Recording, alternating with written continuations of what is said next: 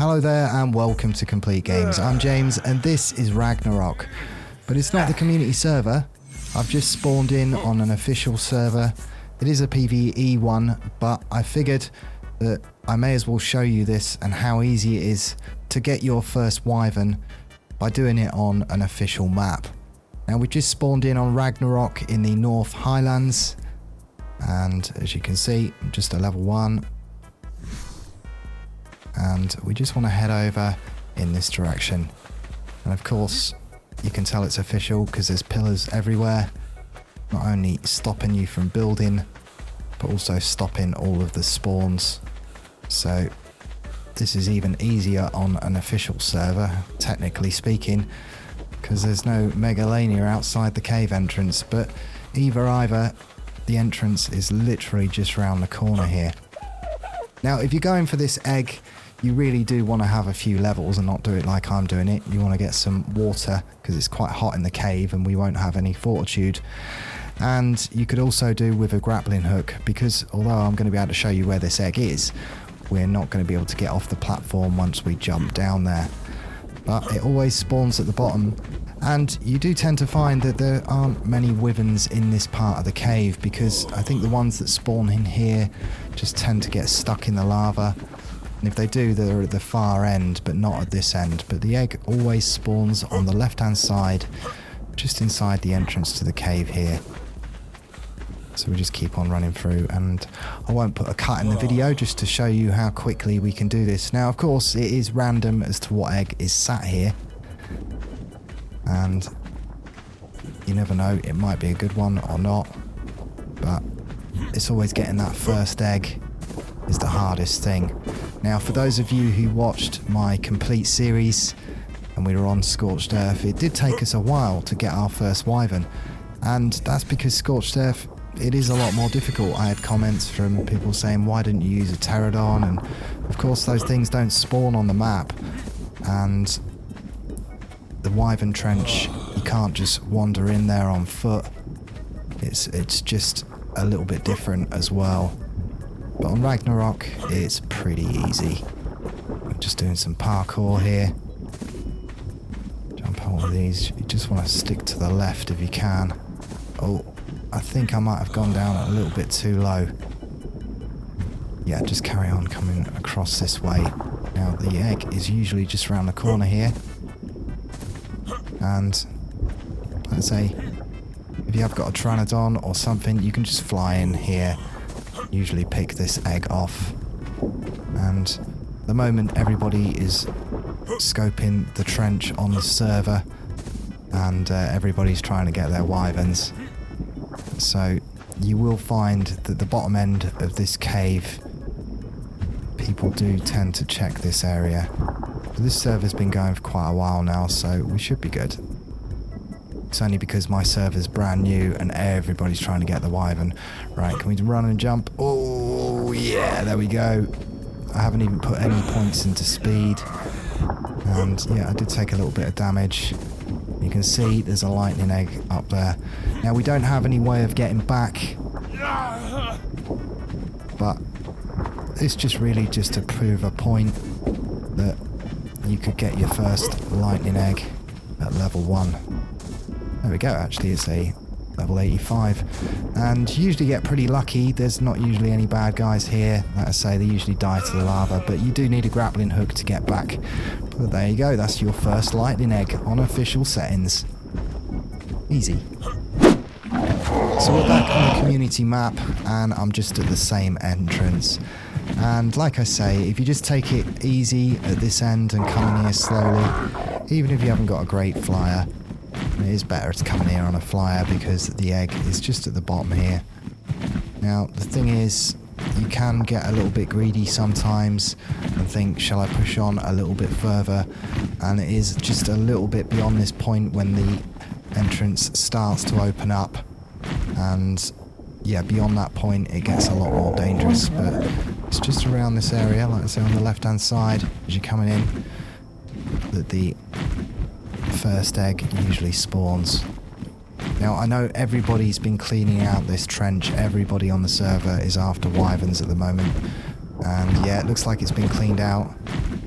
Not to worry, we'll find another nest. And I'll show you another method. Okay, so I'm just at the top of the trench. And you can see there's plenty of wyverns around us. Now, we don't want to get too close. Let's just check and see if there's any eggs. Just take it slowly. Now, getting to the nest is not usually a problem. Just sit down here for a sec, just check if we've got any wyverns on us before we jump off. And you can see that poison's quite close, and if we pick up this egg, we're going to drag a lot of wyverns over towards us. That's okay, because I brought a friend. Say hello to Robin. Robin is our Oviraptor, and these guys do get overlooked, but again, this is not a dinosaur that is on Scorched Earth, but it is on Ragnarok, and they've got an ability to steal eggs. And they can steal wyvern eggs as well. Now, because that Oviraptor picked up that egg, when I pick it off the Oviraptor, it doesn't aggro anything. So it's the perfect egg thief. And, of course, the Oviraptors were mainly used to encourage more eggs when we was doing kibbles. But that's just another ability that it has. Okay, so there's a poison just above us. Can't see us. I'll just give it a second before we jump down. Right, let's see what this lightning egg is. So we're good to go. It's always handy just to wait just a minute before you jump off your dino. And again, just get our little thief friend. Come on, Robin, just ask it to follow. It comes over this way, it's doing the animation, it's picked up the egg. And there we go. We've essentially managed to grab the eggs and the wyverns can't sense us. Oh, just come around this side. And we'll put Robin away. And there we go. Easy egg hunting. All thanks to Robin. Just eat this. And yeah, I can't see any wyverns around here, so we don't need to use the Oviraptor. There's this lightning up here as well. What level is this? Again, an 85. It's the best we've seen so far. Yeah, we'll just clean out these eggs at the bottom here. I have checked the top, but there's an alpha wyvern up there I don't really want to mess with, so just come back down here again. There's another lightning here. Seems like they are spawning back again. Yeah, just a level 50. Just eat this one.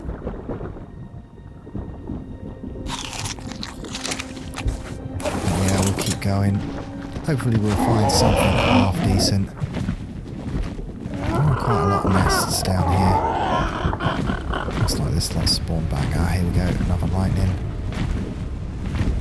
What's this one? 165. That will do. That'll certainly do just to get us started. And I think we'll just eat these other two.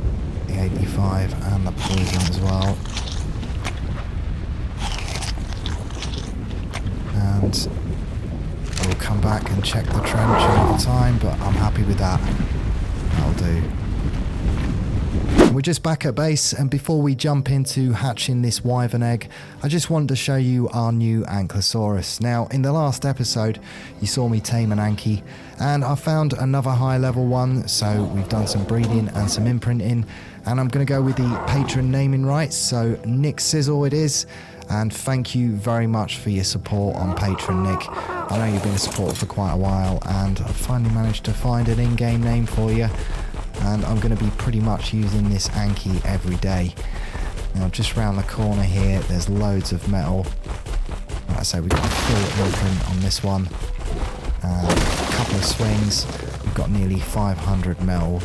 So Nick Sizzle here has been keeping our forges full. I just chuck the metal back down below. But there is a lagoon right next to us as well that's got plenty of metal there as well, so using this and the tugboat, it's been really good, so thanks Nick. Moving on to Sven Mark III and how good this pterodon really is. I want to touch upon how to get the perfect pair of breeding dinosaurs. So over here you can see we've got the best of a bunch, and I'm just going to use this awesome SpyGlass so you can see all of the stats as well. So we've called this one 50 stamina because it's got 50 points in stamina. This one here had the best health and the best melee, 45 health and 49 melee. And this one had 47 in weight. So all of these numbers you need to remember. So I've written them down here so we know what we're looking for. This is what we want.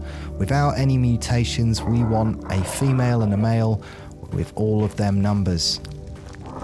So we do a lot of breeding, and of course we end up getting a pair here. This one's got the stamina and the health and the melee. Then of course we just added the weight, and eventually what you end up with is this. All of the numbers that are on that board on one Pteranodon. And if we just go inside as well, we'll see that there is no mutations. You want 0 mutations to get the perfect pair. There must be no mutations. If there is, this doesn't work, and you lose a few slots. So now that's our females. Now I've got more than one perfect female. I've got quite a few because that just increases our egg numbers. But the male is here as well because we will need to use that and swap it in and out. And it does take a while to do this.